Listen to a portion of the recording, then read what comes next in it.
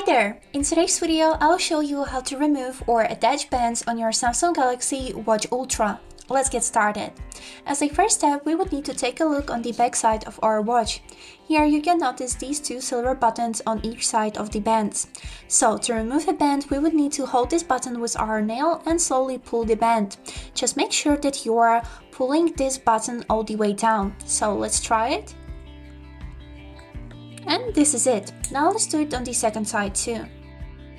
Now you know how to remove the bands. So now to put the bands back on, we would need to hold the same silver button and slowly put the band on its place. So make sure that you're holding the button all the way down and slowly put the band on its place. Just like this. And now make sure that the band is fixed properly. Let's do it on the second side too. And this is it.